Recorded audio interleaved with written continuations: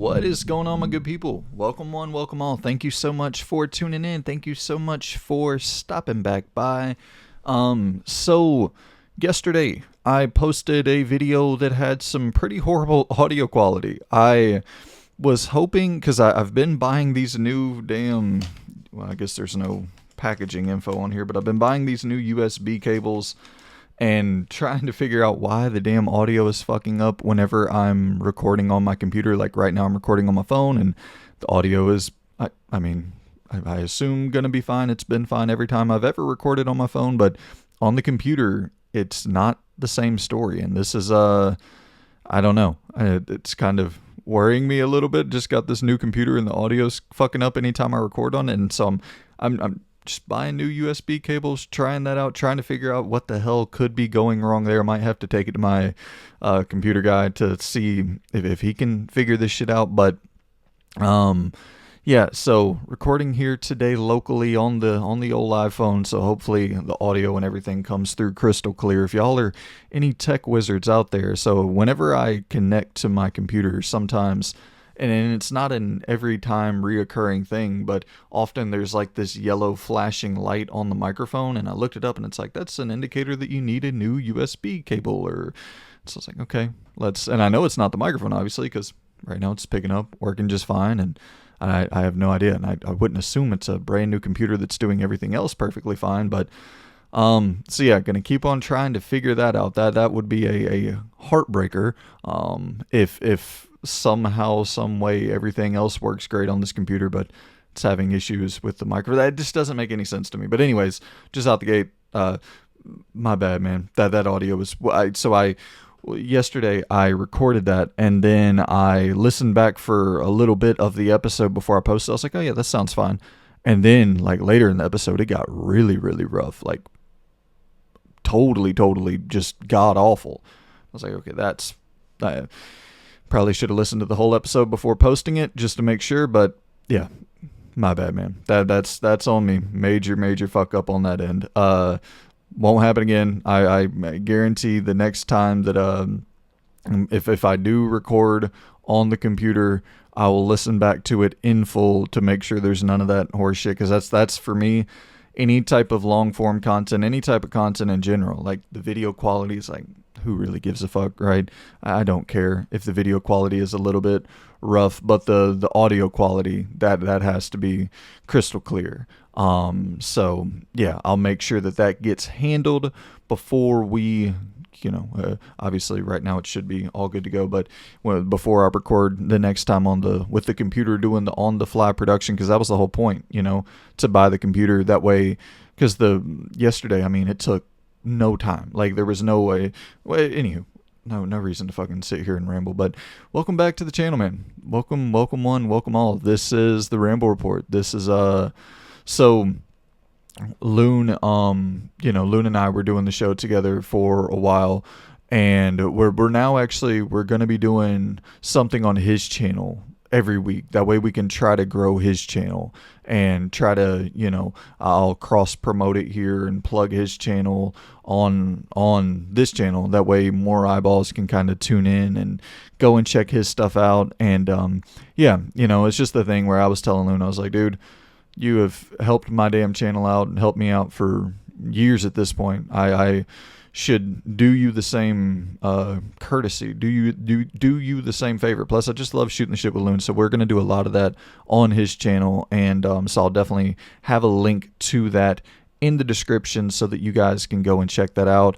And yeah, so welcome one, welcome all. Appreciate y'all for tuning in, and appreciate you, Sadik, Captain Corn Dog, and Vin over there on the Patreon and YouTube membership. Y'all are at that shout out tier or above. Thank you so very much for all of the support, for keeping the lights on at the old unnecessary rambling office here, headquartered in the middle of nowhere, Alabama.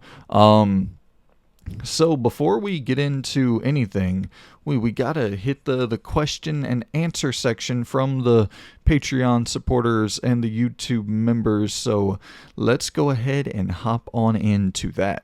The first question here comes from Vin, and it says, the first question here comes from Vin, and he says, I expect I'm on an island. Being camera perspectives can make or break a game for me. That said, Fallout 3 and Fallout New Vegas feature my favorite camera perspective of all time. This is my question. Did you know the player has the option of incrementally zooming in the third-person camera to the extent that it's nearly in first person?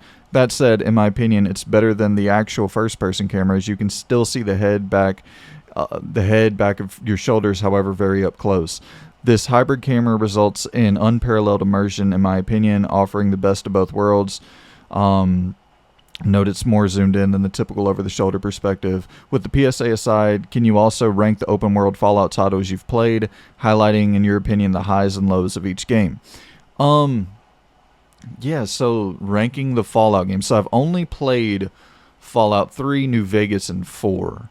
I never played 76. I never played the original Fallout games. So I got into it with the BGS titles, with Fallout 3 being my first.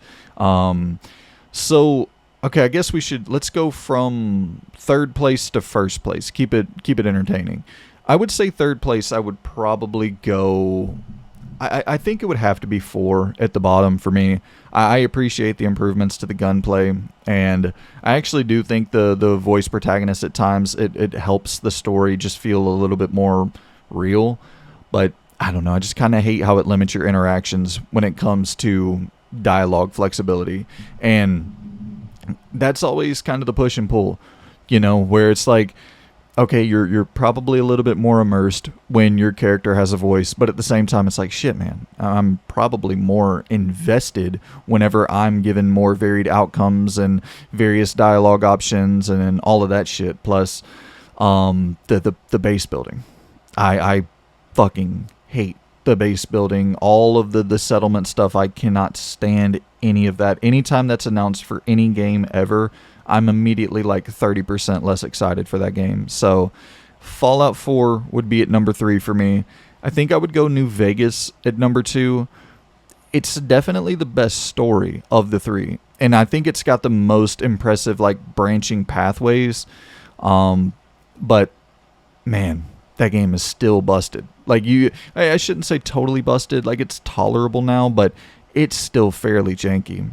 I will say though, this is the one I would most love to see remade, because I would love to re-experience this story with a lot of the, I don't know, jank issues, bugs, just a little bit more refined version of this game, to re-experience such an epic story with better gameplay, with better frame rates, with like just all of those bells and whistles and modern enhancements that you've come to expect. I would love to see this game in that Oblivion MGS3 style fashion, just like a kind of direct one-to-one remake. So yeah, Fallout New Vegas would be at number 2, and of course that leaves the top spot open to Fallout 3.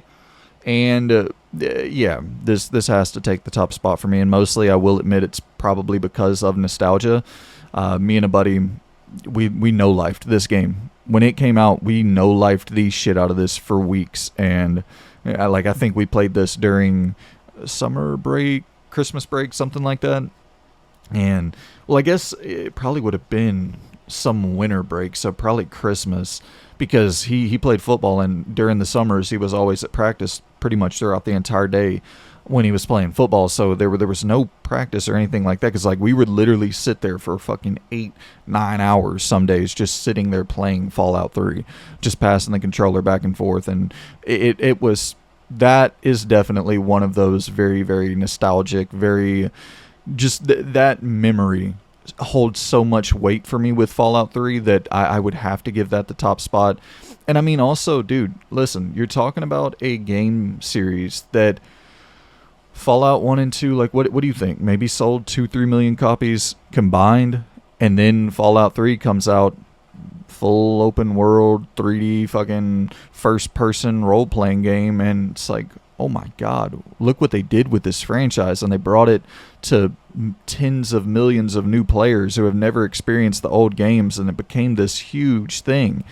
And yeah, it was so fucking impressive at the time. And I know they have already done their Oblivions, and they had already done their Morrowind and all of that shit. But this was just to have it in a post-apocalyptic setting, and I thought the story was so damn good, and it felt like, once again, comparing Fallout 3 and 4, it just felt like you had a little bit more freedom in the choices you would make, and there was just a little bit more depth to all of those aspects. So yeah, Fallout, I would have to go Fallout 3 at number one. And granted, 100%, I will admit a lot of that is just solely nostalgia based. But yeah, Fallout 3 at numero one. And next up we have, let's see here. Okay, this is over on Patreon. And I have a question from, if the damn thing will pull up. There we go. Garrett Sharp says, what are your favorite character designs in gaming history? So, favorite character designs, I would say, out the gate, Dante from Devil May Cry. The red trench coat, the silver hair. Like, since day one, Dante was fly as a motherfucker. So he would definitely have to be in there. Sam Fisher, Splinter Cell, the goggles, the black and the green, everybody loves Snake. Snake has more staying power as a character overall, a better written character, all this, that, and the other. But in terms of look, in terms of just, Sam Fisher has the more iconic look, no doubt. And I think a lot of that, I will give credit to Ubisoft in terms of, back in the day, they did awesome fucking marketing and cool backdrops where it would be you'd see the green goggles, they would flash on the screen, and then there'd the black backdrop or the black and green backdrops. They just had really good kind of color blending, and they did some cool artwork for Sam Fisher. So he would be up there. Wesker, of course, would be up there. Once again, I love a good trench coat.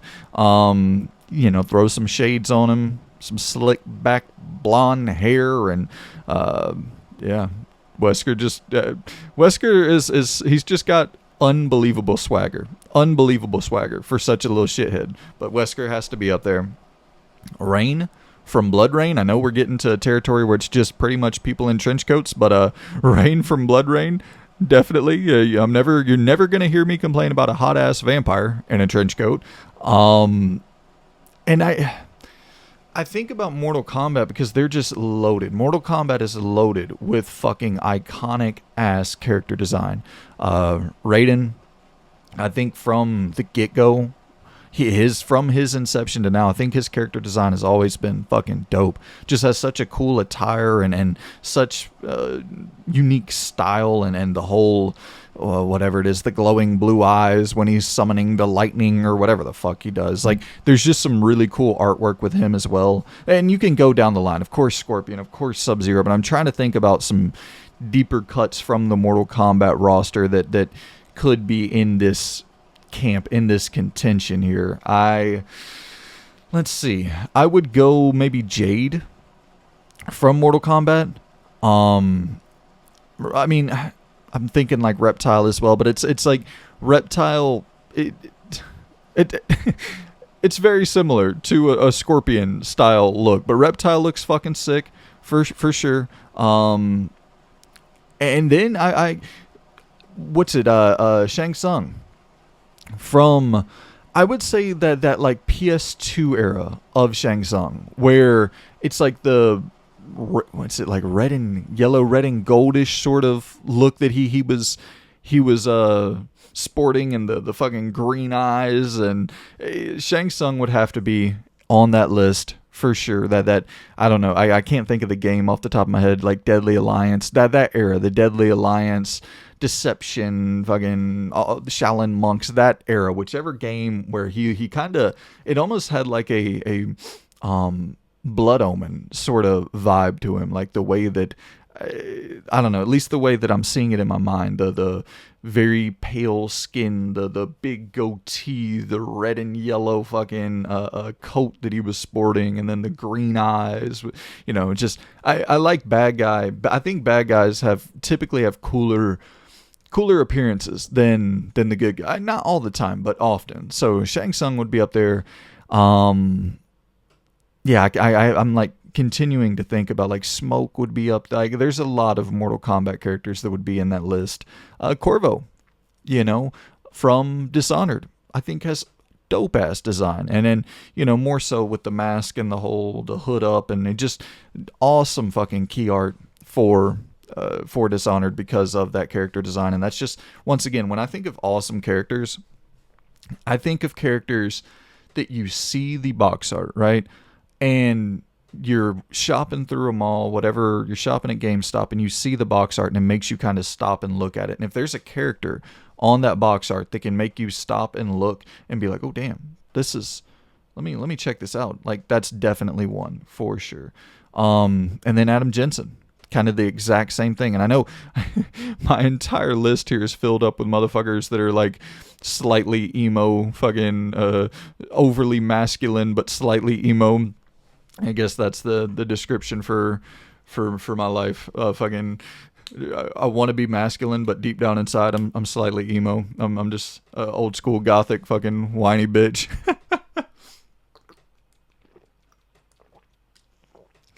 Oh man, take a drink of water real quick. These daily recordings, they start hitting your voice, your vocal cords.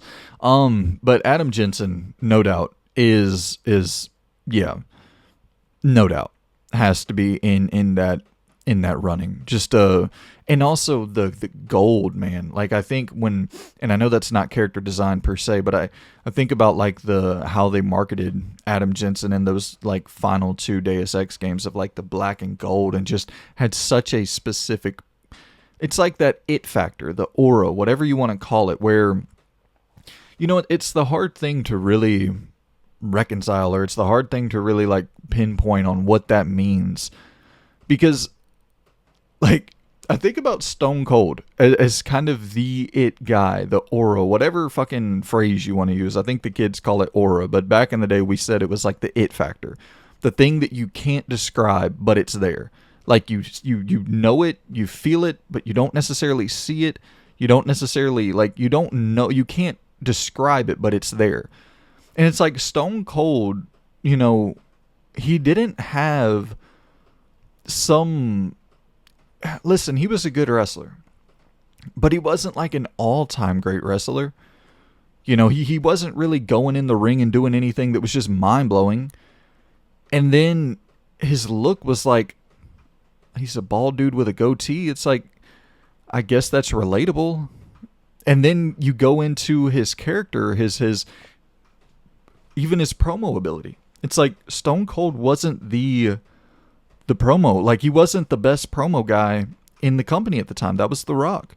And you could probably even argue like Chris Jericho was number 2, and like Stone Cold was undeniably up there. But you start looking at some of these things where it's like he wasn't the best at any one area. But of course, like the obviously the antagonistic sort of relationship with the boss, and like that whole thing was very appealing for sure. But you look at someone like Sandman from ECW, where it's like the beer drinking fucking anti-authority style character who didn't really take off, and sure, a lot of that's probably because he was in ECW, but it's also like it was a different type of alcoholic sort of persona. Like, it wasn't cool. It was trashy in a cool way, but it wasn't cool in a cool way. I don't know if that makes any sense. Like, Stone Cold just somehow figured out it. And it is such a hard thing, and I've talked about that in an earlier episode, but it's such a hard thing to quantify. And yeah, I think that's like one of the key defining elements of character design, right? Where it's like you're not necessarily going to be able to quantify this shit. You just look at it and you're like, yeah, that's fucking dope. So, yeah, those are some characters that hit my mind. Hit me in the comments with your favorite character designs. I'd be curious to know, because I'm sure there's a lot that, especially, I mean, you go into like the NES, SNES era, fucking awesome character design through that era. Very different for sure, but yeah, awesome character design nonetheless. So the next question that we have up here is coming from, let's see. This is coming from Zach over there on the YouTube membership program, and he is saying, with the coming release of the Mortal Kombat collection, what are some of your favorite collected editions of games? So this is one that, and I responded back to him. I was like, oh, dude, I have like 5 that come to my brain immediately and like 15 others that I want to see. So I'm going to kind of separate this into 2 camps of like what I would like to see more of, or what I would like to see for the first time, and also some games that I am very, very glad we do have collections of. Like, you know, the Sly Cooper collection on the PS3 I think was great. I think they did a really good run on the PS3, Sony, with, you know, they had like the God of War collection, they had the Infamous collection, they had Ratchet and Clank, Sly Cooper. They had a lot of these collections that we're like kind of yearning for now, and it's like, why are these not available? You know, it doesn't really make any fucking sense. Especially the PS3 stuff that's just locked. It's like, just put out a damn collection for these games. So that would be up there. Sly Cooper, Uncharted as well, and that was PS4. So I'm thankful they at least did Uncharted. That's the one franchise they seem to actually care about to bring it over, to make sure it wasn't lost and left behind on the old PS3. But the Insane trilogy with Crash, great fucking trilogy bundle there. And I know it's more recent, but I'm really thankful for those Metal Gear Solid ports, man. You know, I think that preserving games from that PS1 era is really important as well. I know a lot of them don't hold up that well, or, you know, newcomers won't necessarily jump into these series and just connect with it right away. But, you know, you even look at something like Tomb Raider, which is probably a more fitting example of something that probably won't hold up. But it's important for these games in their original form to be preserved. You know, I think remakes are great, but context is important. It's important for these remakes. Like, even if you don't necessarily want to or choose to play these games, it's nice for others who want to or choose to play these games. Even if you only hop in for 20 minutes before you're like, oh God, this does not play well at all. Like, and I understand 18-year-olds, 19-year-olds who are probably going to do that with the like the Tomb Raider collection or whatever the case may be, and that's totally fine. Like, time, you can't. It's you see it all the time where people are like constantly beating the drum about you got to appreciate art in its intended form, and it's like, dude, time moves on whether you want it to or not. You know, you just got to kind of accept that some younger audiences aren't going to connect with the stuff that we connected with when we were younger. And it's like, got to let them have their thing. And it's so cool if their thing can also be our thing. And that's when you get to like Metal Gear Solid remakes and Resident Evil remakes and this, that, and the other. That way that they can continue to support the franchises that we love, and we can see new games inside of them. And I've talked about all that, but yeah, you know, I think we're kind of, I don't want to be overly corny or whatever, but I think we're kind of in the golden age of respecting our history as a medium right now. You know, I think when you look at the Legacy Collection for Mortal Kombat, you know, and just look at Digital Eclipse, their entire kind of, you know, effort for preservation, their effort for documentation to highlight these games and these franchises and these companies that had such a great impact on our industry, and to like show not just, okay, here's a bundle of games, but here's a collection of games that we are in. And obviously you got to put like Atari 50 in that list, and they do such great work of respecting the history in a sense of allowing you to access those old titles, but also allowing you to understand like the development process a little better, understand the history behind these franchises and companies. And so yeah, that would be up there. Of course, on a very personal note, the Mass Effect Legacy Edition or Legendary Edition, I mean, those games were locked behind the PS3, and of course they were available through back compat on the Series X, but they were locked behind the PS3. And then also the improvements that were made to like the you know, the oh my god, I just blanked on the name of the Mako, right? The fucking the little drivable fucking thing that you're cruising around on the planets on. But you know, the improvements that they made there, the improvements that they made to Mass Effect 1 overall, I think just make it a much, much, much more playable game in 2025. So that Legendary Edition definitely has to be up there. You know, it's I could go on and on. I think we're doing well with that. I hope we don't get to a point where it's like we need new IP as well though. And that's the thing I don't want to ever get to a point where it's like we're so reliant on nostalgia that we forgot to create new things. That does scare me. And everything, this type of stuff doesn't really worry me because it's typically not the A teams doing this, or it's typically not like, you don't see Naughty Dog going off and making a Jack and Daxter bundle or whatever the case may be, which, and that's the thing, if you have a huge team and you can silo off 30 people of that team to go and make something like that, it's fuck yeah. That's a worthwhile investment, but you don't want, you need Intergalactic, and you need Uncharted 5 or whatever. Like, you need, which Uncharted 5 is not a new thing, but you need new shit coming out as well. So it's that you're walking that trying to find that perfect balance. But I got to shout out PlayStation doing what they're doing with the premium collection on PlayStation Plus. I was so hard on that whole entire idea, on that whole entire rollout. I thought the games were so lacking early on, but they have been drip feeding new content into that service over the last year or so, and it has really stacked up. All the Twisted Metal games are available there. The classic Resident Evil games are all available there. Well, 1 through 3. Code Veronica I don't think is in the service. It might be in the service through streaming on the PS3, which is so weird because they have a fucking PS2 version of it that you can play and download natively. So bizarre. But yeah, Dino Crisis is available there.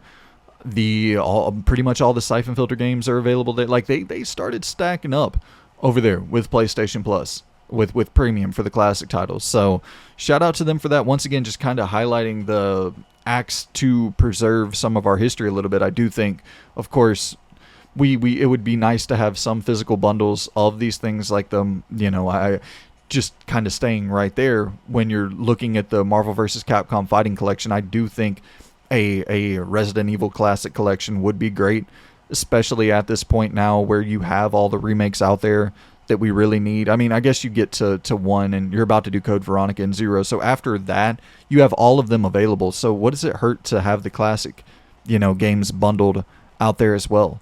Like, I don't know. People have the option, you know what I mean? It's not like you're trying to...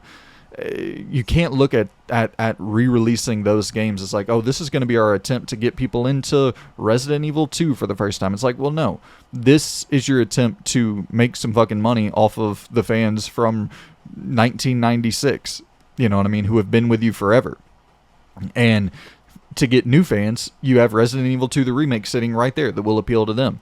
So yeah, I understand why they didn't want to do that out the gate to not draw any confusion, but at this point it's pretty fucking obvious. Like, the remake is the one when you look at the box art and you're like, oh damn, that looks like a new game.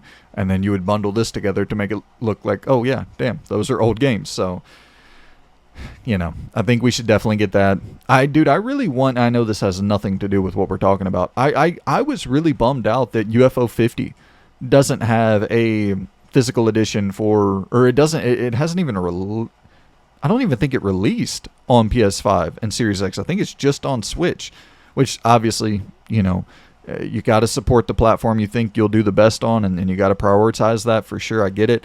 But it got a full physical release on Switch, and I would love to play those games. 50 fucking games all bundled together, kind of NES era games all bundled together. And yeah, I really, really want that to come to PS5 at some point and get a physical release. But yeah, I could go on and on about stuff that I want brought back. And I mean, you're even seeing like Legacy of Kain coming back. And yeah, Deus Ex is one for sure. We need a Deus Ex bundle brought back. And yeah, I could go on and on. But we're definitely, I think, in a good spot in regards to these collections of games. I think we're starting to get to a point where it's like, oh damn, almost anything you could think about from your past, like your favorite games of all time, are kind of all being brought back. You're even seeing like, what was it? I forget the name of the... Damn, I'm totally blanking on the JRPG. That was Mundane, one of his favorite games. I've blanking on the name of it, but the even kind of more niche games from the past. Like, you're fucking seeing Bubsy come back, and what was it, Ukulele Replay, or whatever the hell the name of it is. Like, we're getting into kind of B and C tier game territory, which is like, that's awesome. You want to see that. So we're about to get a damn Cold Fear remaster from Night Dive. That hasn't been announced, but I assume that's what Atari is doing by buying the rights to fucking Cold Fear, and then they also own Night Dive. So yeah, I think we're in good territory with that, much better than we were, and people are working hard to try to preserve some of these classic games. Alright, so now we have Start Bench Cut for the Big 3 of 2026, and this is coming over there on the YouTube membership side of things from Captain Corndog. And he says, Start Bench Cut, your expectations / predictions for first-party games out of PlayStation, Xbox, and Nintendo in 2026. So I love this. Y'all know I'm a predictions. I love doing some damn predicting. I'm a fan of the old predicting.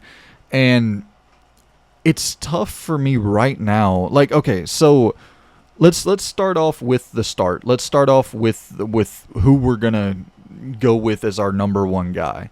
And that would probably have to be Xbox. I think that, granted, I will say this comes with a massive asterisk. Like, this is only if Fable actually does release in 2026. But, I mean, we do know Gears is set for 2026. Once again, if it comes out. Forza, the Forza Japan game just leaked, and supposedly it's going to come out in 2026. Almost certainly you got to imagine some Fallout remaster, either 3 or New Vegas is in there. And then you have, like, Clockwork Revolution. That could very easily be a 2026 title as well. So Xbox, I think, has just been on a consistent, like, it's, you got to factor in losses as well. So it's like, okay, if you have a team full of players and one player is performing really, really well, or I guess, no, we should do an individual player. So, like, say you have an individual player, right? And let's use basketball because that's or we can use football. Football is a little bit more, I guess. Anywho, so you have a quarterback and he scrambled for like 200 yards in the game and scored 3 touchdowns, but he's also thrown 2 interceptions. So it's like, you got to factor that in, right? And so, like, game cancellations, layoffs, any type of delays, shit like that, like, something of that sort is going to come from Xbox. But I think at the same time, though, when I look at their recent output, it has kind of been fucking killer. And from the 3, they're really the only one that we actually know what their lineup is looking like for 2026. The other 2 are very mysterious. So yeah, we'll say start Xbox with massive asterisks beside all of that. Like, they could fuck all of this up and have a horrible 2026, but I don't know. They've been on a pretty hot streak as a games publisher as of late, so we'll go with them for the start. And I say we bench probably Nintendo and cut PlayStation. Nintendo, you got to imagine that they'll, and once again, this is just based off trust more than anything, because right now they just have, like, Duskbloods announced for 2026, which is huge, and it's not first party, but it's a huge third party exclusive. And you got to imagine, like, maybe Animal Crossing is 2026, and then it's like, I don't really know. Do you talk about some Luigi's Mansion 4 action taking place in 2026? It's just the thing why I take Nintendo over PlayStation is unfortunately not really to do with Nintendo. It's more so to do with my lack of trust in PlayStation. They just don't release a lot of first-party games anymore. And when they do, it's Concord, and it's, they have their wins in there as well, but it's a lot of live service shit, and it's a lot of, like, so, like, when we look at 2026, what's that likely lineup looking like? Are we looking at Fair Games and Soros as the 2 first-party releases from PlayStation in 2026? And if so, you gotta cut them. You know what I mean? Like, you gotta cut them. Because like we talked about with Xbox, you got to weigh in the interceptions as well. And Fair Games will be an interception. That is not going to go well. I think we all know that. It's not going, unless there is a massive pivot, and that game is listen, we haven't seen gameplay, so I guess I shouldn't be too judgmental. The gameplay just might be incredible, but if I had to bet every fucking dollar in my pocket on if this game is going to be a smash hit or not, I would absolutely say no. So I'm not rooting for its demise. I'm not rooting for its failure, but there's no world where I see Fair Games coming out and doing anything. So that's an interception on the field for PlayStation on the stat line. And then Saros will be a win, but it's not like a monumental, huge win. Like it'll move a couple million units maybe, and I think it will probably be another critical darling. So that is a huge win. But in terms of like broad appeal, I don't think they're doing much on that front in 2026 unless Wolverine drops in 2026. Do y'all really think Wolverine's going to drop in 2026? I hope so, right? Like, because Spider-Man 2 2023, Rift Apart 2021, Miles Morales 2020. Like, you would think Wolverine should probably be close to ready, but obviously some shit went wrong in the whole development kind of pipeline with that game. I don't know if, like, I think we would have already seen it announced by now if it was going to release next year. So, I don't know. I hope that September state of play is a real thing and Wolverine pops back up and shocks and delights us with great gameplay and a release date for, like, I don't know, March 2026. But I think I have such little trust in current day PlayStation. And you got to like throw Phantom Blade in there, Phantom Blade Zero. But I just think that Nintendo's recent output, like this year they had Mario Kart. They had Donkey Kong Bonanza. They have Kirby's Air Riders coming up. They have Metroid Prime 4 coming up. They had that Pokemon AZ game coming up.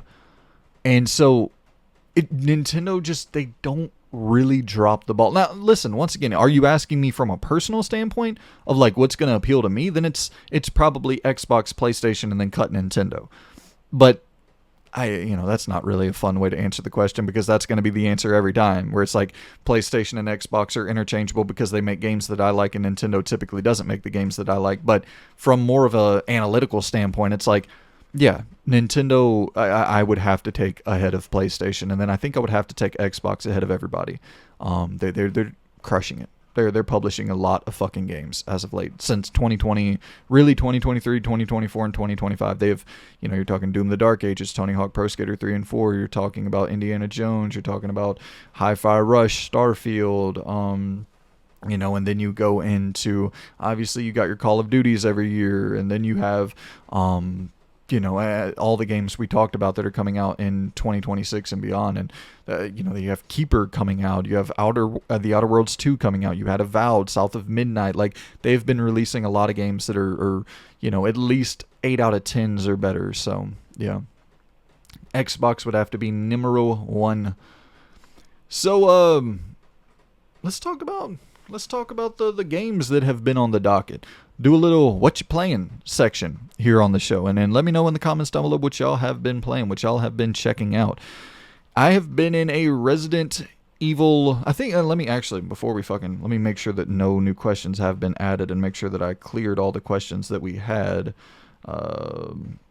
Let's see. I think I'm gonna have to start wearing damn glasses, man. It's so crazy that you just start getting older. You're like, oh shit, I can't fucking read this small writing. Okay, so I think those are all the questions. So once again, thank y'all so much for the support. But to talk about the what you playing, so I've been in a Resident Evil, like, totally consumed. I've been totally consumed by Resident Evil over the past couple weeks or so, and this all started with the drop of Resident Evil 2 from 1998, the OG. Dropping on to PlayStation Plus Premium, and as you guys know, that is the game that made me become a video gamer, if you will. And this is, I think this is just such a great way to go back and play these games. If you have not played these ever before in your life and you want to jump in for the first time, it's such a great way to jump back in because they added in the rewind feature.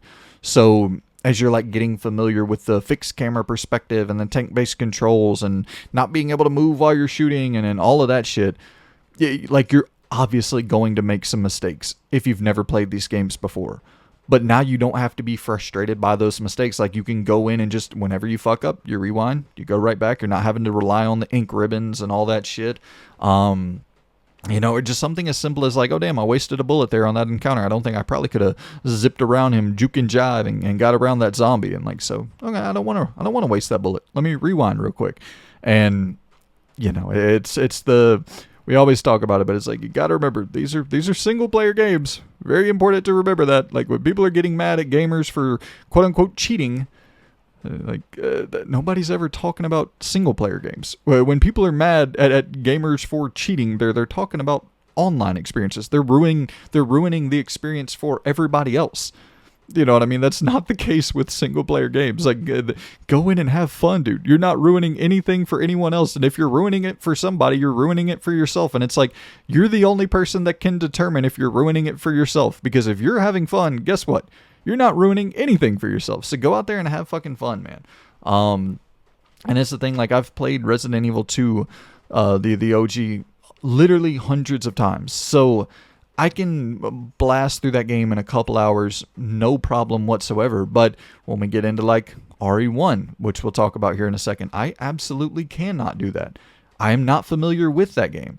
And that's the thing. It's like, if you have had the time to put into something and familiarize yourself with the mechanics, with the world, with the layout, like, yeah, you're going to be great at that game.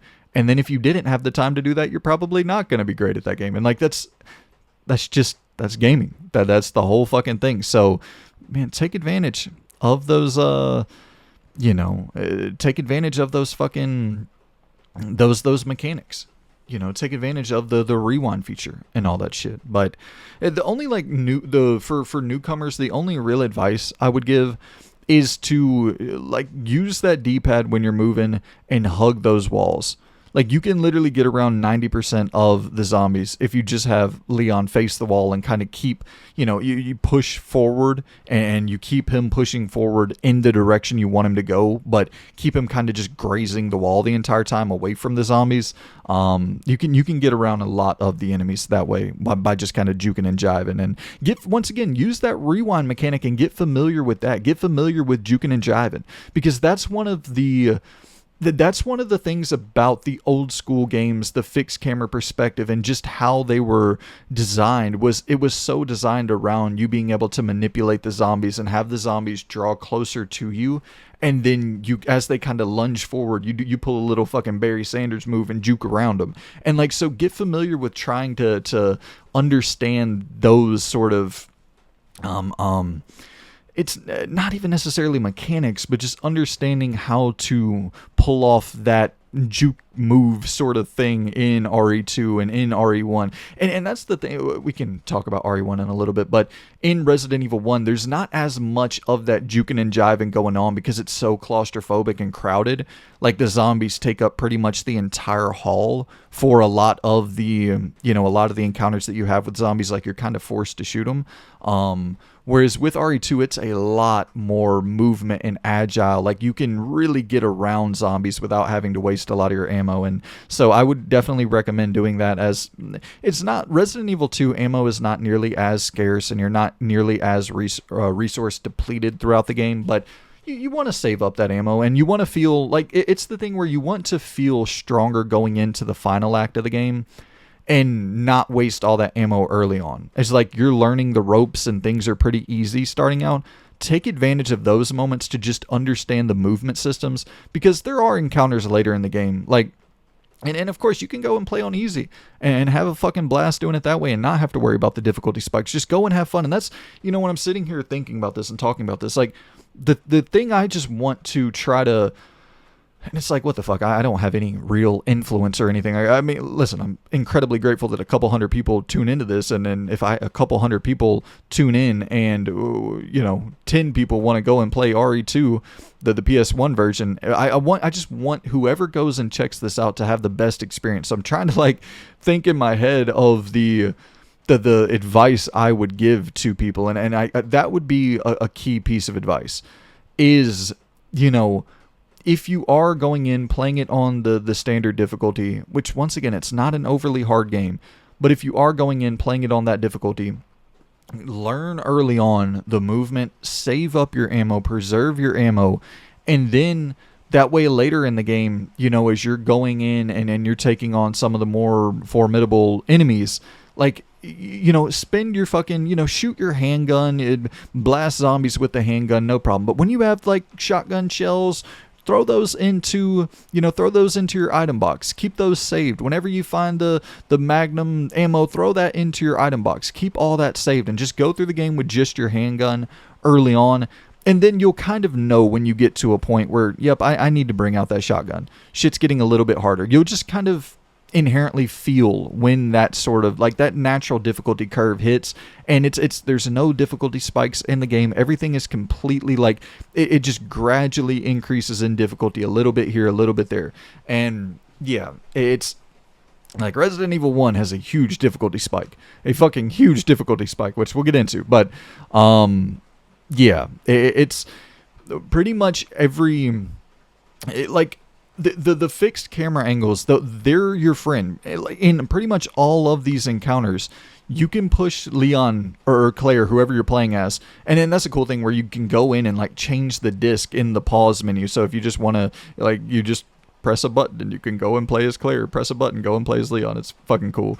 But you can push Leon or Claire as far back as possible in the like allotted space that you're given within that frame, and you pretty much lock zombies into your firing zone. So they're pretty much just like slowly moving down like it's almost like damn near stationary targets that you're just busting shots off at. And yeah, it's there's just some cool shit. The last little tip that just hit my brain. If you shoot a zombie and like you blow their fucking, like you shoot them in the gut and you split them in half and the top half of the zombie is still crawling at you, if you just find the nearest door and you enter that door, and then exit and then come back into the room, the zombie will no longer be alive. So you don't have to waste an additional bullet. So if you shoot a motherfucker with a shotgun, split him in half, and he starts crawling towards you, just walk out the door and then walk right back in, and the zombie will no longer be there. Yeah, and there's just some small things in here. Like I love you'll be shooting a zombie and you'll see him drop, and then the slightly intense music for that encounter will kind of die out, making you think the zombies are all dead.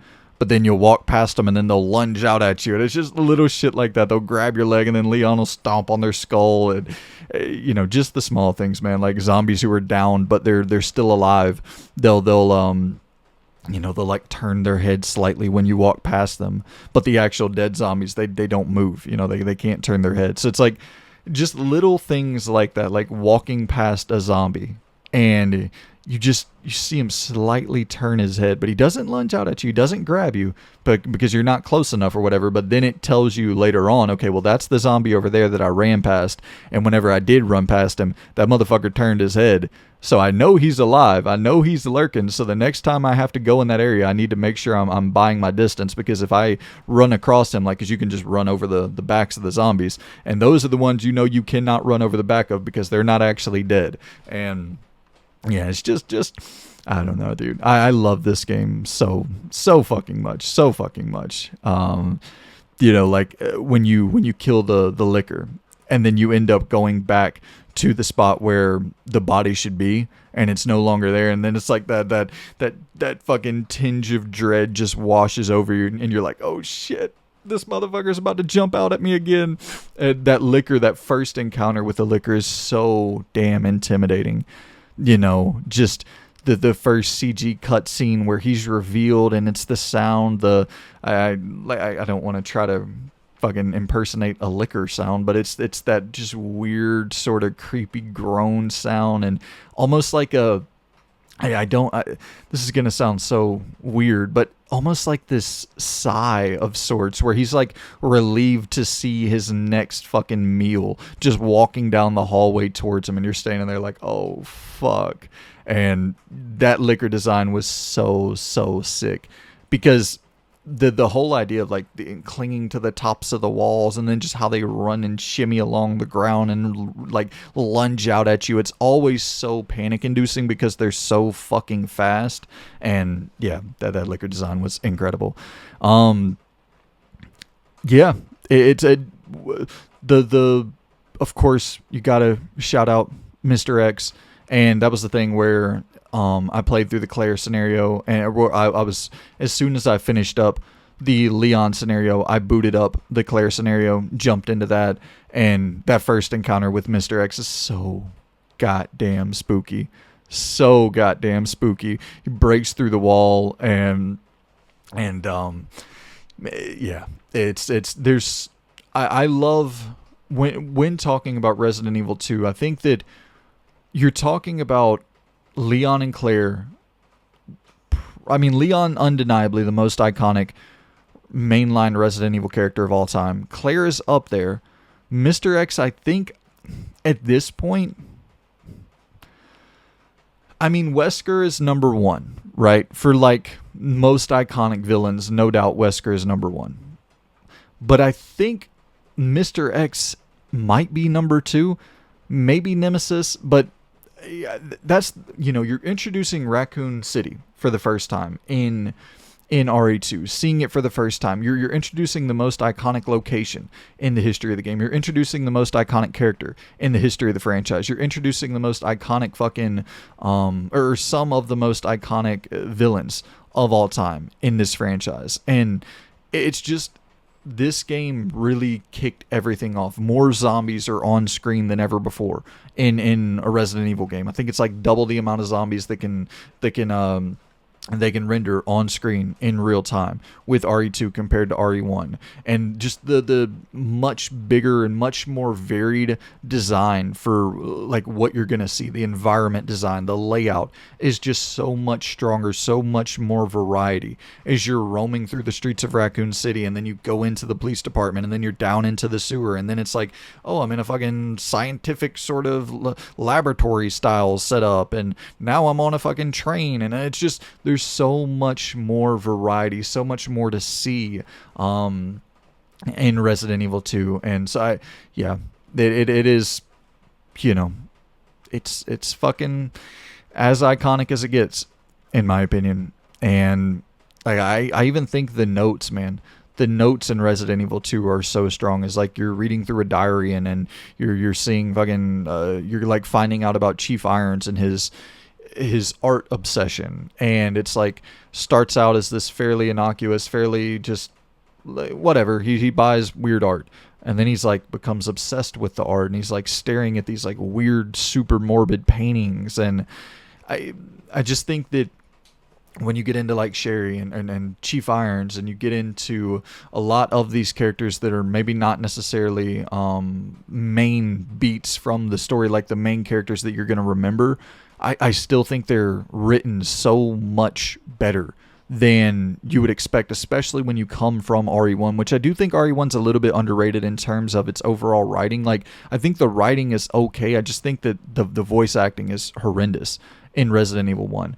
But the writing is improved in RE2.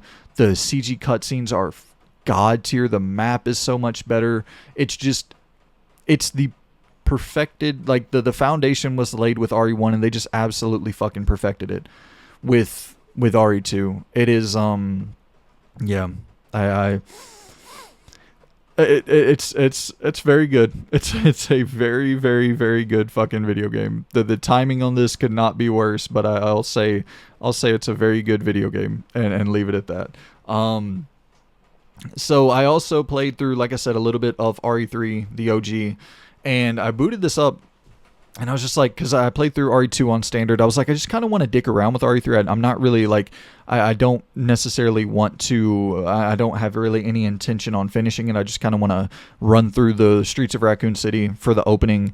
And so I did that. I dropped it to easy, and I just fucking loaded up. You're loaded up with all the guns and ammunition that you could possibly ever need at the start of that game. And I'm just running through the fucking city, just blowing zombies' heads off, having a blast.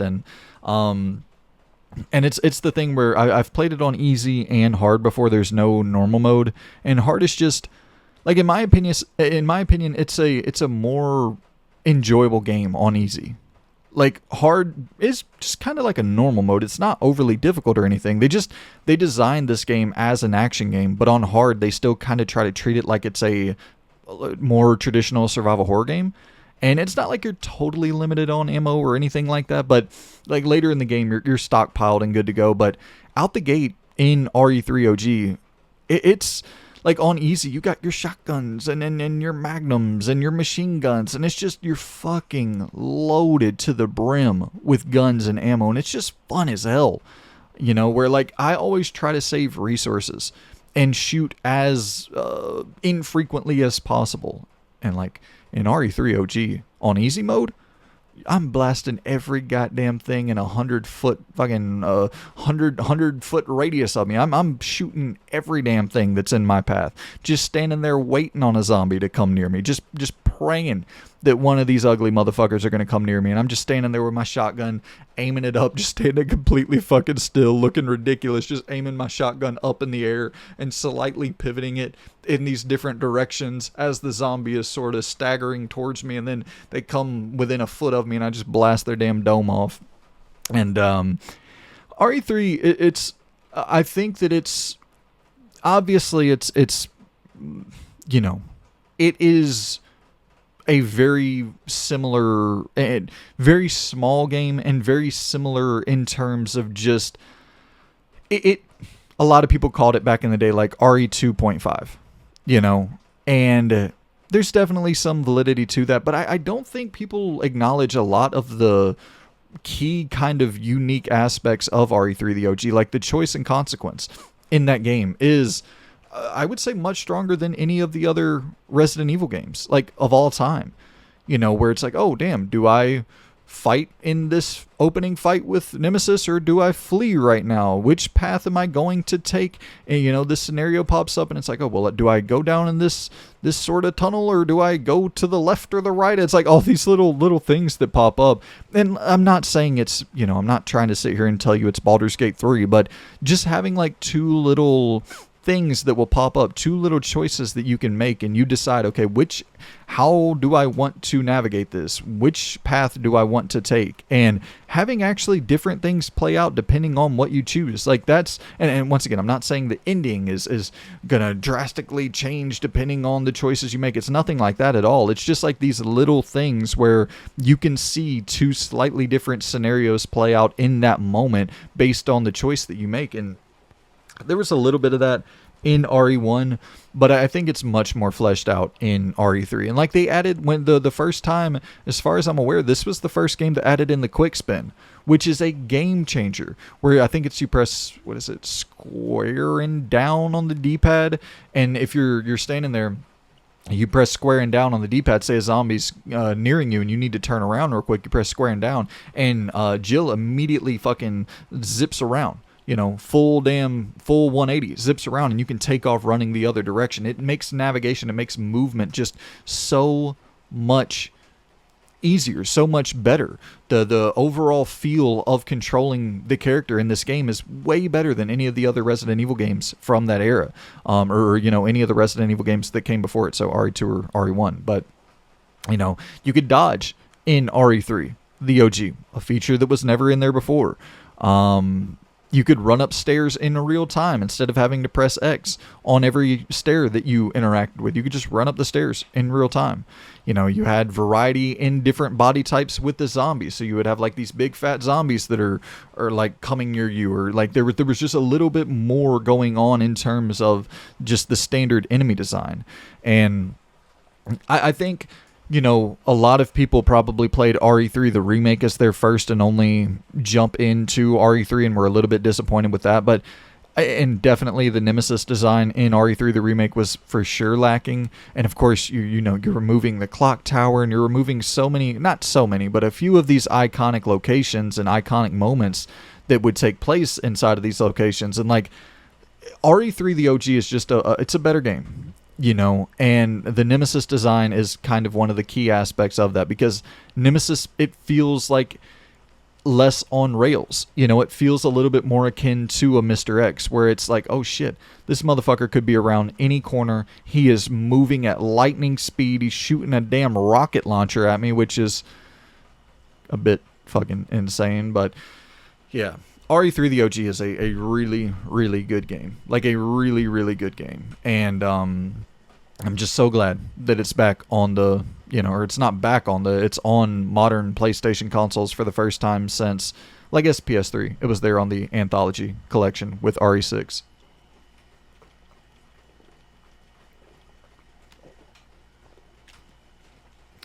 Quick drink of water. And now let's talk a little bit about Resident Evil 1. So in the midst of playing, you know, RE3 and RE2, but really RE3, and just having such a fucking blast while playing RE3 on easy mode, I was like, dude, I want to try RE1, the OG, on easy mode. I don't think I've ever played it on easy before. And I've always found this game like way, way, way harder than 2 and 3. Like, in my opinion, this is the hardest Resident Evil game other than Code Veronica. And honestly, dude, playing through this shit on easy was an absolute game changer for me, for just how I view Resident Evil 1. You know, like, I grew up on RE2, which is a game where you can, once again, you can avoid shooting. Once you learn how to juke and jive, you can avoid shooting, because almost every room gives you enough space to avoid shooting. And like we were talking about, RE1 is fucking suffocating. So it takes a lot to get used to that. And like when you're forced to shoot nonstop, like my brain won't allow that. My brain doesn't compute that. So I would go back to RE1 and just try to dance around the zombies and get annihilated while playing on normal. And so dropping it down to easy and being like, okay, I'm just going to shoot these motherfuckers. I'm going to run in here and I'm going to play this shit like I played RE3, the OG. And I'm just going to go guns blazing fucking Rambo style, killing all these zombies.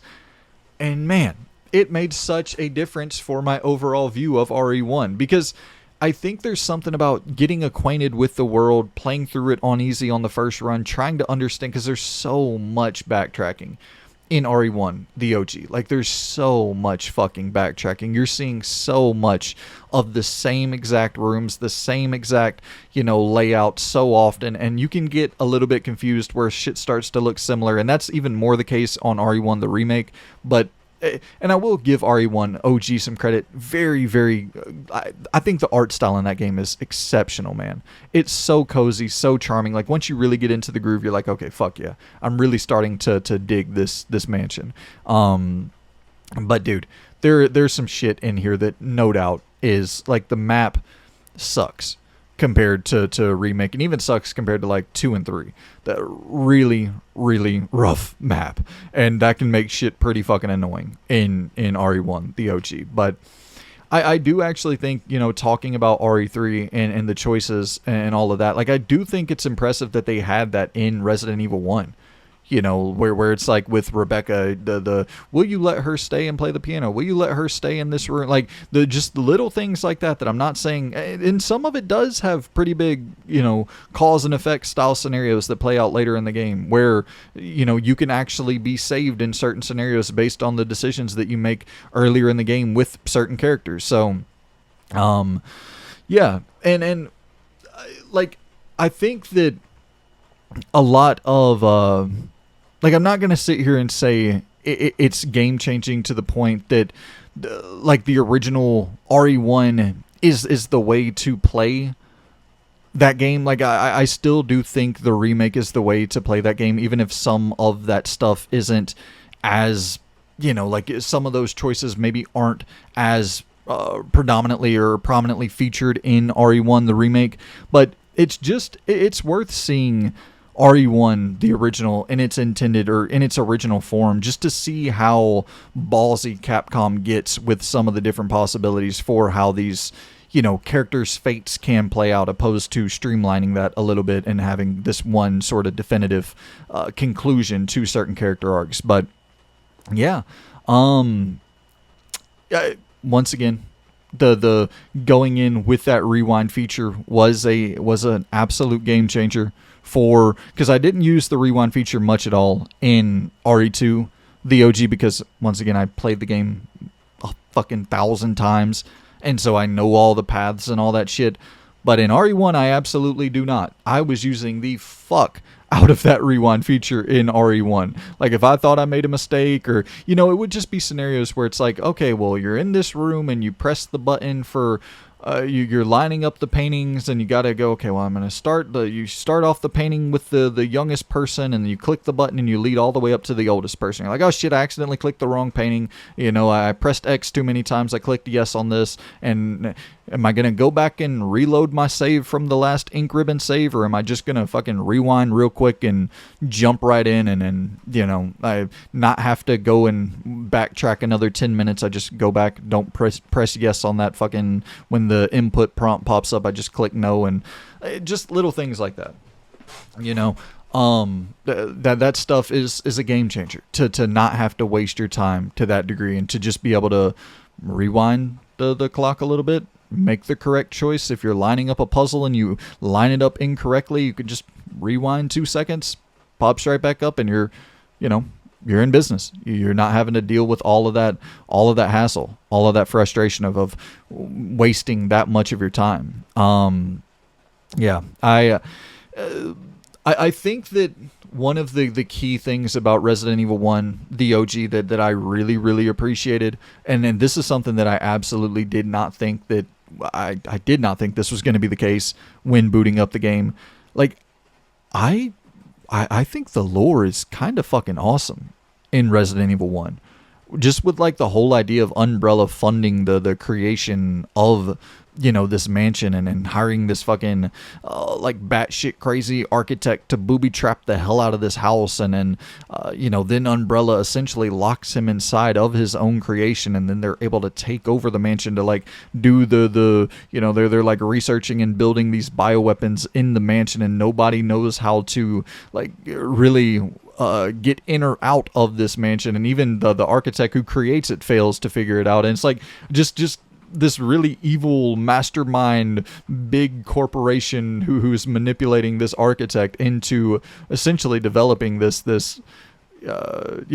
creating this fucking monstrosity of a mansion, and that they're gonna create essentially the end of the world. They're creating the fucking end for us, and they end up creating the end for him as well. And just there's little shit like that. Like even Ada Wong, a little bit of her backstory is teased in RE1 through the notes. And that's the thing, where RE1 is much more, the best beats of the story all take place in the notes. Like the notes there, for what's his name? Is it Michael Trevor? Jack Trevor? Because it's the dad of Lisa Trevor who builds the house, I believe. And then Lisa Trevor is obviously introduced in RE1, the remake. But see, that's the thing, is like, I played RE1 so fucking young. Like, I wasn't reading notes and all that shit. I didn't give a fuck about any of that.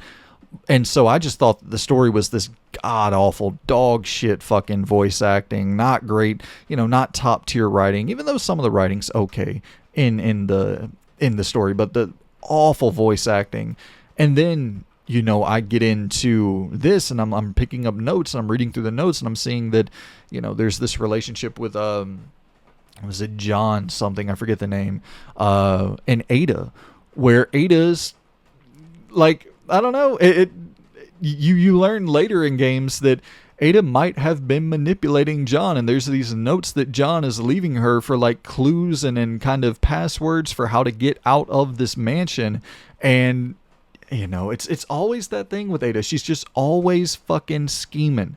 And so this guy had like fallen in love with her, I guess, and she fucking manipulated her way to getting what she wanted to she's an objective oriented ass human being, and she gets shit done.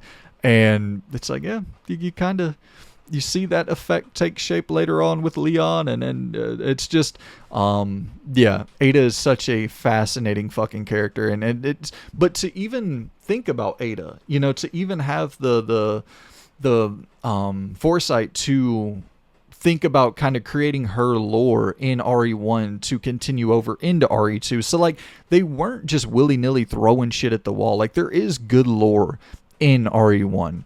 You know what I mean? Like good Umbrella lore, good Ada lore, just good like slow kind of, I'm not saying, listen, once again, you're not talking about high quality CG cutscenes. You're not talking about really any of that shit that you got in RE2. You're not talking about a good front facing story at all, but definitely some good lore that you can find in the notes and shit. So yeah, I dig the fuck out of RE1, and I like the puzzles a lot in Resident Evil 1. You know, lining up the fucking knights, and like I talked about earlier, the young man to old man puzzle, the going in and concocting the fucking what's it, V-Jolt, I think is the name of it, and you're reading the wall, and it's like, okay, well, 1 + 3, green, red, add the water, don't fucking, don't do this before you do that, and it's like all this shit that you're trying to keep up with, and it's, you know, it definitely, one of those things where the rewind feature will absolutely come in handy there, because I fucked up quite a bit on the V-Jolt thing, but yeah, and just having some of that kind of layered design as well with the house where you're going underground, and oh damn, now I'm in this fucking facility where there's this big water tanker where there's like sharks and shit swimming around in this fucking room, and I gotta go and drain the water. Now the sharks are just sitting there flopping, and it's you know, once again, it's silly, it's over the top. I think there's also something to be said about how they kind of create, you know, a villain story with, I mean, we can kind of avoid it. I think everybody already probably knows, but just in case, I guess spoilers. Go ahead and skip ahead to the next timestamp. I'm about to jump off RE1, but it's a good villain story that was created with Wesker, where he doesn't start off as a villain. And you're kind of rooting for Wesker, and you're kind of like thankful for Wesker because you're reading notes and it's like, hey man, I left some ammo in the floor on this safe room for you, and just like he's doing these kind things. And then the betrayal towards the end of the game, or I guess you find out probably like 75% of the way through the game, that Wesker's he's turned his back on you. But you know, when you figure that out, and it's like this kind of gut-wrenching thing, you're like, oh fuck, this dude, I thought he was trying to save my life. All these kind of hints and all this help that he was giving me, it was all leading me to, he was manipulating me the whole time. And listen, I'm not saying it's fucking world-class cinema, but there's some okay stuff in this story. There's some okay shit in this story, and I think you see that a little bit more when the remake is told, and it's the new voice acting, and it's obviously much stronger voice acting in the remake. You do see that there was actually some good ideas and good kind of obviously strong lore, but even some good direct writing that just wasn't conveyed properly because of the voice acting, which, yeah. But man, RE1, a total, like a absolute game changer in terms of my view for that first game. Like I never got on with that first game. Even playing through RE1 remake, like it never was the game for me. Where other people talk about RE1 remake as like the fucking best Resident Evil game of all time. I never really felt that way, and I have been playing a little bit of RE1 remake as well, and I don't know, I just missed that damn rewind feature. I'm gonna play through RE1 remake, and I'm gonna you know, come back in and I'll give you my full thoughts once I've finished my replay of it, and you know, we'll break it down and go through it and see if my thoughts have changed. But I'll just say this: in playing RE1 OG and a remake kind of back to back, and then in you know, conjunction with one another, if that's even the right phrase there, but playing those two games so closely to one another, I think I like RE1, the original, just a little bit more, and I don't really know why, other than like I find it just a little bit more charming. And that was kind of the way I felt about RE2 remake versus RE2 OG, where it's like, damn, this is just dark, and a little bit of that charm is gone, and you know, you're focusing a little bit more on the grit, trying to make it a little bit more scary, and you know, zombies are breaking down doors and fucking all of that shit in RE1 remake that just, I don't know, it's like a little bit more of a hassle, but it's also at the same time it's more immersive. It's you obviously appreciate the addition of Lisa Trevor. You appreciate the new story beats. You appreciate the new voice acting, the new movement system, and all that. So it is undeniably a great, great survival horror game. I just got to get a little bit up to speed with it. It's never been one of my favorites. I just don't have that comfortable kind of cozy, and that's the I love the cozy factor of Resident Evil games. So yeah, man. I guess staying right there, I also watched, and I talked about this a little bit, but I also watched Death Island, the fucking the what was it, 2021, I think, animated Resident Evil movie. I've been all consumed by Resident Evil as of late, just totally fucking consumed by Resident Evil over the last I don't know, couple weeks or so. Death Island, the animated movie, I really enjoyed this. It's such a fan servicey ass film, and you're seeing like Jill return, and that's kind of like the big plot point. She returns for the first time since Wesker brainwashed her, mind controlled her, or whatever in RE5, and so you're kind of getting her back up to speed and getting her back to feeling like herself again, and you're seeing the first interaction with Jill and Leon that has ever been, as far as I'm aware, that's the first interaction that they have ever had on screen in any capacity in any Resident Evil related piece of media. And then you get all the OGs back in there, Claire's in there, Leon's in there, Jill, Chris, Rebecca, just such good fan servicey shit. And yeah, I like the new villain. I dig the idea of his motives kind of being defined by like trauma, and like he watches, I guess spoilers, but he watches his best friend kill a bunch of his squad mates who have, they just turned to zombies, and he's sitting there and watching his best friends kill them, and then he is having to kill his best friend before he turns. Like one of his squad mates bit the best friend, and now the best friend's about to turn, so he has to he takes a fucking, I forget the item, he takes this object and he's like bashing his best friend over the fucking head with this object, killing him. And like a lot of his main weaknesses that are shown throughout the story are his regrets, really highlighting his regrets. And it's not really this maniacal type of bad guy that you're accustomed to with Resident Evil. You're actually like pretty sympathetic towards him. And there's obviously some predictable aspects where his character is like, okay, yep, his character arc, it's going to lead to, no need to spoil it, but like very similar shit is going to happen to him that happens to other, human related villains in Resident Evil stories in the past.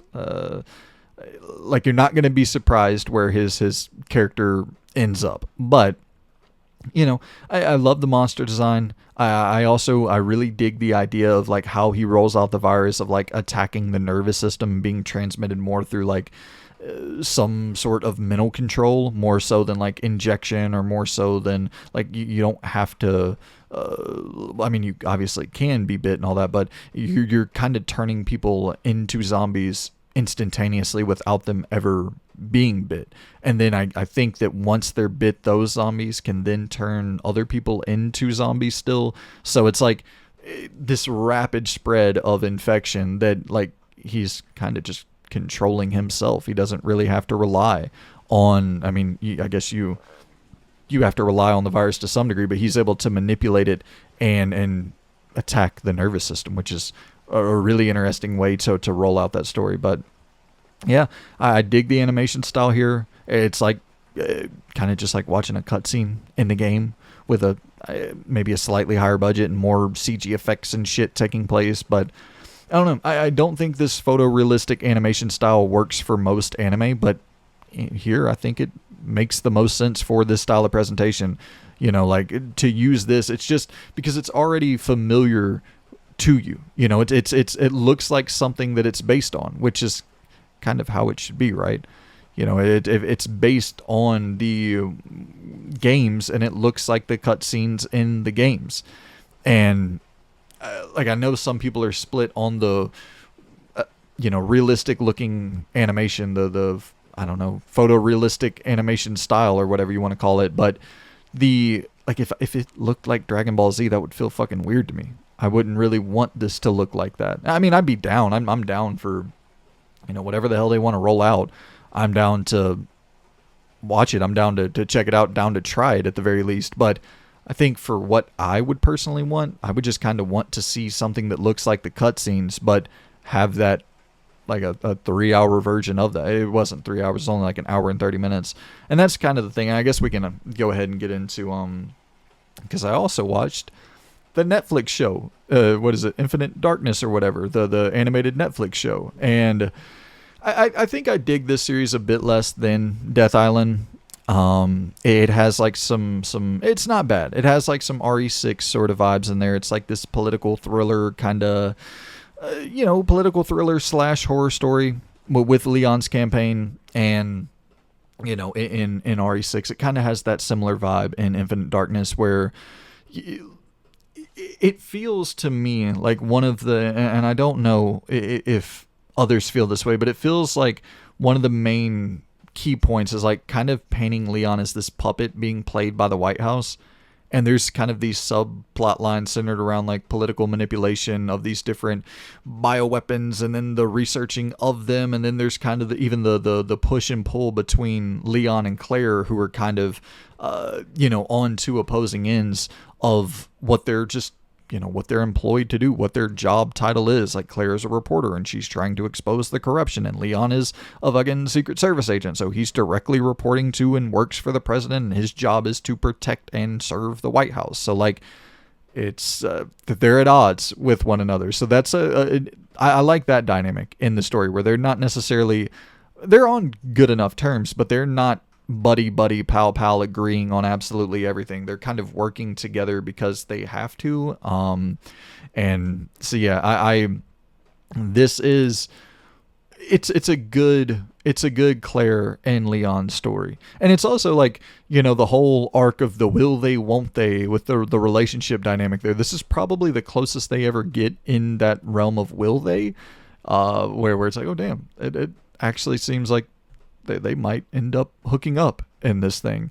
And, no spoilers or anything, but it's, I guess even that is a spoiler. I don't know. How do people fucking talk about movies and shit? That's the crazy thing where I see people do like spoiler-free movie reviews. And I'm like, how the fuck do you do a spoiler-free movie review whenever you only have like 2 hours worth of shit to talk about, and you're like, you have to spoil it? Well, what is there to talk about if you don't spoil it? That's the thing with games. It's like so easy to do a spoiler-free review for a game because the story is only one aspect of it. The story is everything with this shit. So it's like, I don't know, I guess I'll throw spoiler tags up for, like, they don't end up hooking up, but they get into a scenario where like Claire falls on top of him at one point. It's like, oh damn, they're pretty fucking closely acquainted right here in this moment. And I think that's kind of the shit that I would be down to see more of, is down to see more fucking Resident Evil porn, softcore Resident Evil porn, which I doubt that's hard to find. But I would be down to just see like more character moments from, these characters that are these iconic characters that we've grown to know and love over the years. Like, I think this maybe, it was 4 30-minute episodes. So you're talking about, like pretty much the same runtime as a fucking movie.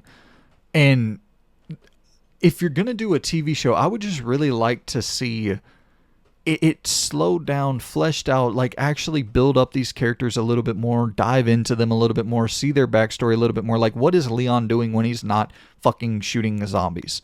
What is Claire doing when she's not shooting fucking zombies? Like, dive into her job as a reporter. Dive into Leon's job. Because, like, the only real depiction of Leon that I remember from these animated films in the past that, like, show him as a human is, like, him as a drunk. It's like, oh, well, fucking A, man.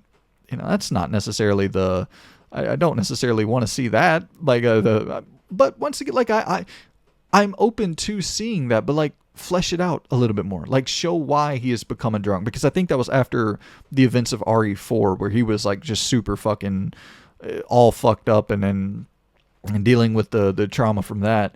And so like they show him as this kind of becoming an alcoholic, but like dive more into that. Why did he get there? How did he get there? How did he get out of it? And I would just like to see more from these characters. And maybe I'm in the minority on that. I don't know if most people probably don't sign up for Resident Evil to see more on the characters. They just want to see the zombies getting shot and all that and see the virus being spread around. And like, I get that. And that's kind of to Infinite Darkness, the kind of final point I'll say about this story is that it, to me, just has this like very, very weak main villain. And there's the build up where I'm like, oh shit, this actually could be really cool because you're seeing you're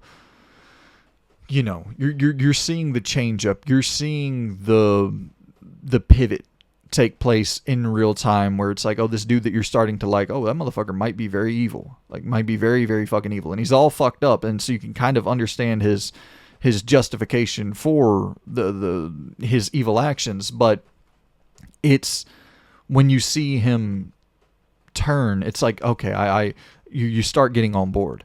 And then it's just so quick, once again, just not having enough time to flesh shit out. Instantly, like the next thing you know, he's the fucking big monster. And it's like, goddamn, man. They just don't have enough time to really make any of these characters memorable in Infinite Darkness. So, I don't know. I was a little bit disappointed with it. I would have liked to have seen it, maybe be double, like 8 episodes instead of 4 episodes, 8 30-minute episodes to really give a little bit of time to flesh shit out a bit more. But yeah, I would say it's still like a 6.5 out of 10, and then I would say Death Island's like a 7.5 out of 10. Neither of them were incredible, but I definitely like Death Island a little bit more. So that's my Resident Evil fucking my binge week through Resident Evil. That is how that all took shape. Just obviously my favorite franchise of all time. I've talked about it many, many times in the past, and I don't think that's going to change anytime soon. I fucking love that damn video game franchise, and I've watched every single animated movie. I've watched every single Mila Jovovich movie. I've watched every single fucking, I think this is the Infinite Darkness the only television show? I could be wrong. Oh no, well fuck, I watched the other oh my god. There comes that memory. Boy, oh boy. I watched that Netflix. I watched the full live action Netflix television show as well. Horrendous. Fucking horrendous. And I was actually liking that for the first couple episodes, and then it just dropped off a cliff, man. It was so bad. But, I do hope that we get like another attempt at a live action or an animated, Netflix show or fucking HBO or whoever the fuck they have to, whoever pays for it. But just flesh it out a little bit more, and let's not go the route of the Netflix animated show. Like let's. I'm not against, like, what's it, the Zach Krager dude? I'm not against making new Resident Evil shit and not having it really associated with past characters or past events or anything like that. Like, I'm fine with that idea, but at the same time, I would like to see, I get it. I'm an old ass man, but these characters from fucking 1996, like, there's still no finality to what's going on with them. I would just like to see some good wrap up. And if we're not going to do some wrap up, I'd just like to see those characters, see more of those characters. It's nostalgic, it's cozy, it's comfort food. So shout out to the Resident Evil comfort food. That's how the zombies feel as they're fucking gnawing on flesh. That's their comfort food. Metal Gear Solid 3, the remake, just released, and I played a couple hours of that last night. So I don't know what it is about, like, the new high fidelity, more realistic version of Metal Gear Solid 3 with this remake, but this shit feels so much more intense, like, to a scary degree, man. I have a massive fear of snakes. Like, it's probably my number one fear in the world, and seeing those motherfuckers at 4K just feels evil. Like, it feels so goddamn evil. I do not want to see snakes in 4K. My skin literally crawls whenever I scroll past, like, a Twitter photo of a snake. Like, there's a viral video of a snake eating a fucking raccoon or some shit, and I'm like, oh my skin fucking crawls. And so yeah, that was the first like hour of playing this game. I was like, oh my god, this is almost too immersive. These goddamn and it's not like it's not even a photorealistic depiction of a snake or wildlife of sorts. It's actually this really weird thing with Metal Gear Solid 3 the remake where it's it has all the bells and whistles, the 4K, the over the shoulder, the all that shit that you expect, but it still kind of feels and even weirdly looks like a PS2 game in a lot of ways, where like they kept all the animations, and some of that shit I do think is unforgivable. Like the swimming animation is wild that they didn't update that. Where you're still doing your weird ass fucking making no motion whatsoever while you're swimming, just doing Snake's weird little, I don't even know what you call that. It's not even a doggy paddle. You make more motion doggy paddling than whatever the fuck Snake's doing. And some of that shit where they're like too faithful, where it's like you can't save the game at any time. You have to wait for the auto saves or shit like that. I do think it's like, okay, guys, let's. You don't have to be that faithful. I get wanting to respect the source material, but you don't have to be that faithful. And yeah, so I know people were complaining about the frame rate and all that. I'm playing on quality mode. I swapped back and forth between fidelity mode and quality mode, and I'm sticking with quality mode to get a more stable frame rate. I haven't run into really any big issues with the frame rate as of yet. But like I said, I'm very, very, very early on. But yeah, early on impressions out the gate, it's definitely...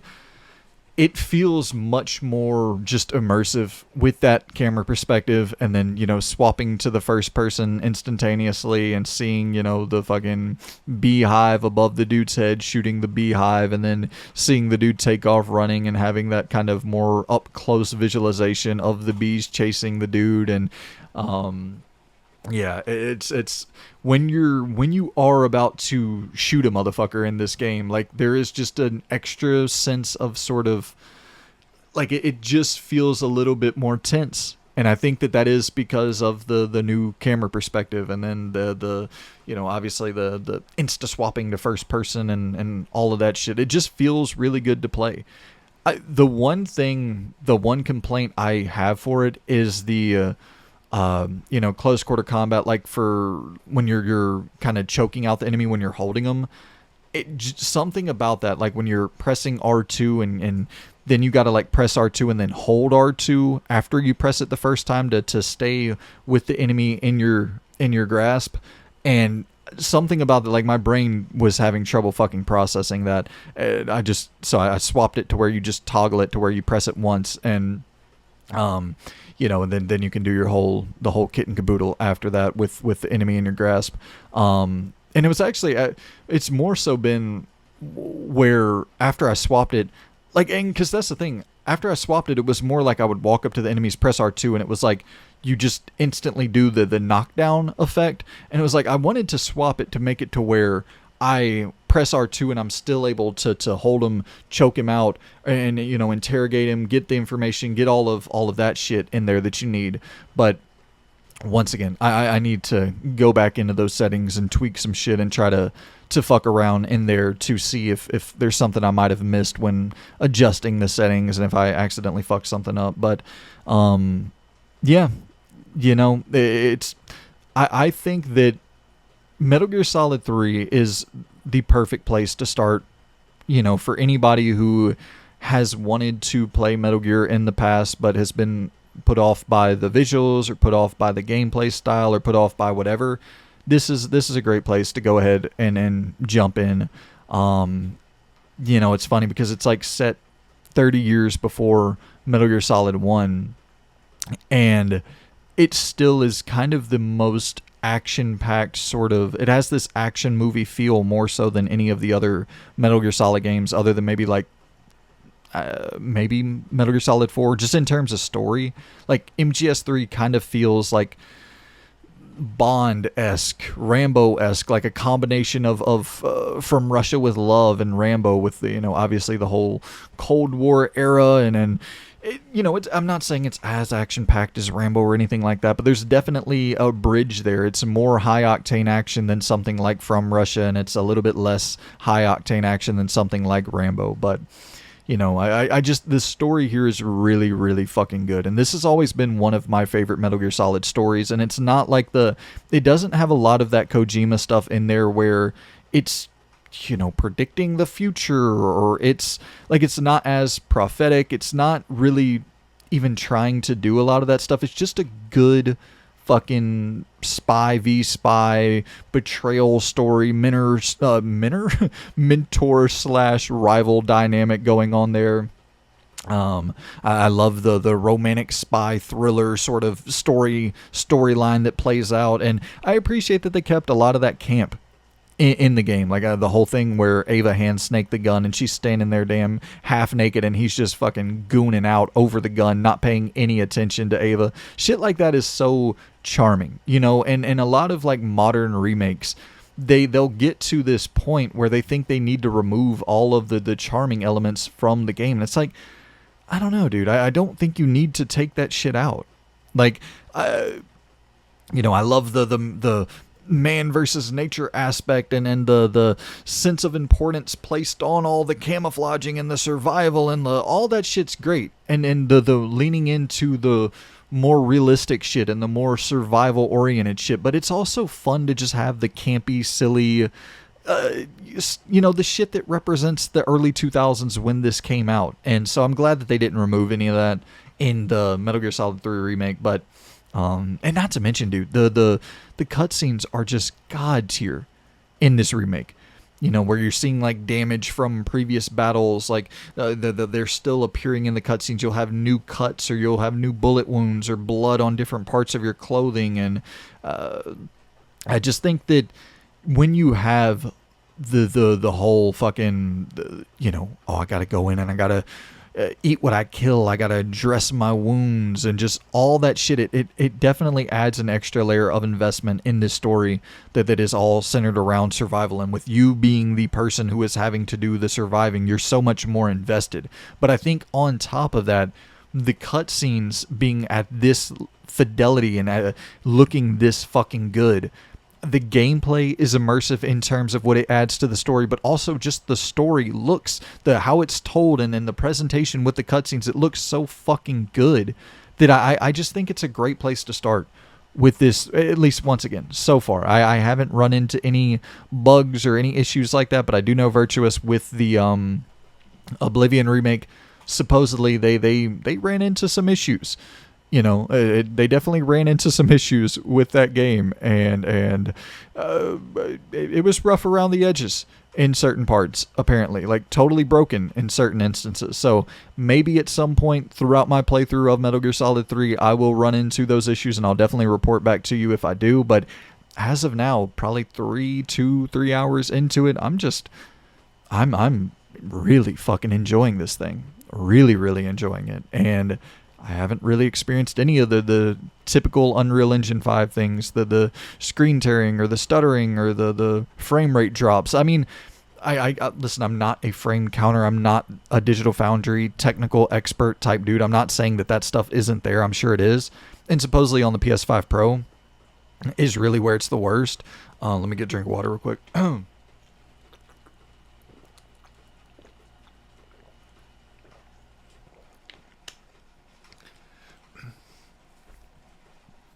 Supposedly on the PS5 Pro is where the all of those issues are the worst, but golly.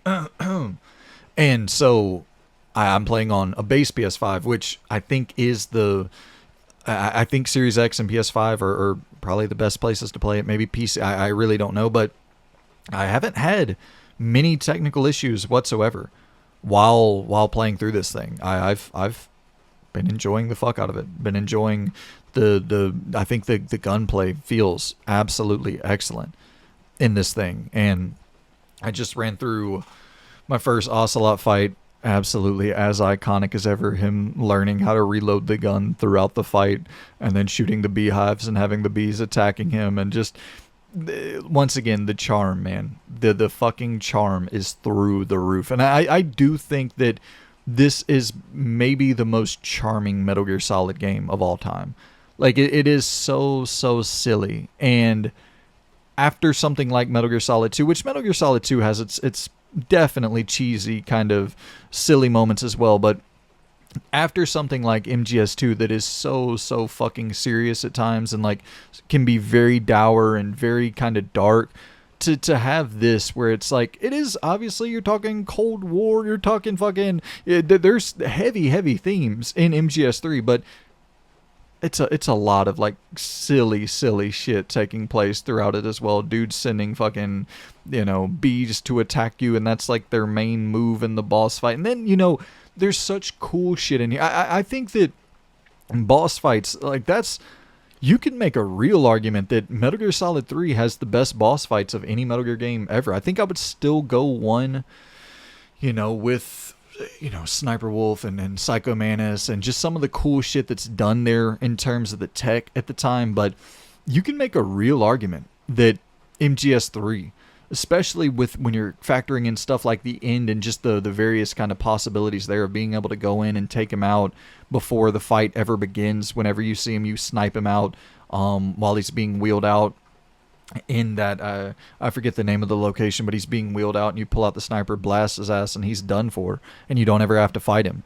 And so yeah, just really iconic boss fights. And I think if you go variety and if you go quantity, I think you probably do take MGS3. I think there are a better number of boss fights in MGS3, but I don't think you ever beat Psycho Mantis. I don't think that you're ever going to get a better main villain or a better encounter with a main villain than Psycho Mantis. And yeah, just MGS, once again, nostalgia is going to play a huge factor there, where I'm going to hold that game into a very like that game holds a very special spot in my soul. So yeah, shout out to Metal Gear Solid 1. Shout out to the remake of MGS3. I hope people are enjoying it, and I hope people who have never played what's this thing at right now? Let's check on the fly here.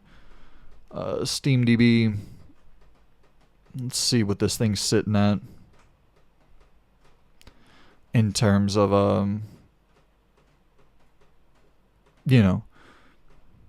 in terms of how many people are playing this thing.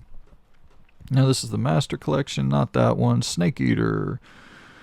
Okay, so, okay, nice. Those numbers aren't bad. Not great, but it peaked at 19,000 concurrent players, which I know, once again, this is much more a PlayStation thing. Like, I imagine that the vast majority of sales are going to come from PlayStation with this, kind of like the same with Mafia, where 80% of people who played Mafia bought it on PlayStation.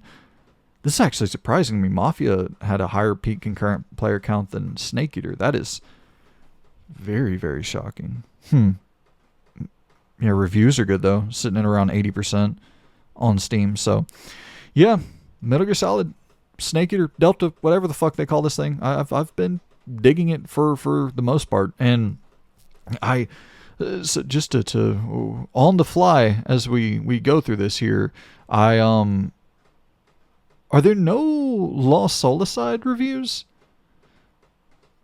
Because I know that I'm waiting on my copy. I think my copy got delayed for Lost Solicide. I wanted to pick it up, but I'm not seeing any reviews for it. Let's pull that up as well. Once again, this is why I need the damn computer. I could pull all this stuff up with you, and we could look at it in real time together. Oh wow. There are no reviews for this game. Interesting. That is not good. Yeah, that's not good at all. Ooh. So it came out yesterday and there are 0 reviews for Lost Solicide.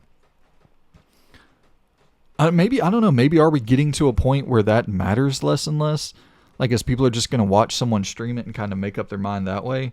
But I don't know, I think it's still, when you're asking someone to spend money, I do think reviews are important. They're an important aspect of this shit, where it's like, dude, sure, I can watch someone stream the game But what if the game fucking crashes 3/4 of the way through it and the ending is horrible because it's just like buggy as all fuck? Like Baldur's Gate 3. That was the big thing where reviewers played through the first like 80 hours, gave it a 10 out of 10, and supposedly the third act was just bricked at launch for players. And so, yeah, well, I guess that's the thing, right? Was reviewers have to do their fucking job and play through it, because if they give something a 10 out of 10 and the last act of the game is broken and they don't account for that in their review, then that's a fucking problem. Anywho, I could ramble all day, man. I guess that's it. I was looking through the news items, and there's really not much taking place that we haven't covered in the past, but it's already been a long ass recording. I don't want to take up too much more of y'all's time. I greatly appreciate you good people for tuning in to the Ramble Report. I appreciate y'all for stopping by, and yeah, man, if you enjoy the content, consider liking it, consider subscribing, and if you really want to help out and yeah, no, keep the lights on at the Unnecessary Rambling Studio. Consider supporting on Patreon or becoming a YouTube member. Would greatly appreciate that. And yeah, hopefully I'll get this damn computer situation sorted out and figure out the microphone, because it would be nice to just be able to do all this on the fly. Pose like I'm about to have to go in and edit all this shit and throw the gameplay in there and do all of that. So might take me a little bit longer to get this uploaded. I'm recording this really early today on Friday, which is probably why no news is breaking yet, but hopefully by next week we can kind of do all this shit on the fly, have a much better kind of production and much easier, much more streamlined. But still, gonna get this shit uploaded. Don't want to skip a week, don't want to delay anything for you all, so get this ready to go and out into your feeds. And yeah, man, appreciate y'all so much for tuning in. I will see you good people in the next episode. Hit me in the comments. Let me know what you have been playing. Are you diving into Lost Solicide? If you have dove into it, let me know what you're thinking about it so far. And if you're playing Metal Gear Solid 3, let me know about that. Any backlog stuff you're playing, let me know in the comments below, and we shall shoot the shit. And yeah, take it easy, guys. Ranking coming. Let's see, the rankings will be out, the August rankings will be out on the 31st, which is in 2 days, so that'll be available on Sunday. Probably won't post anything on Saturday, let this breathe a little bit, and then give the rankings a little bit of time to breathe. So, oh damn, so that's the same day that I do the collection-related content, but, well, I don't think I said I'm going to do it every single week, the collection-related content. Well, it'll be okay. Lots of content all the way. Appreciate y'all for tuning in. I'll see you good people in the next video. Goodbye.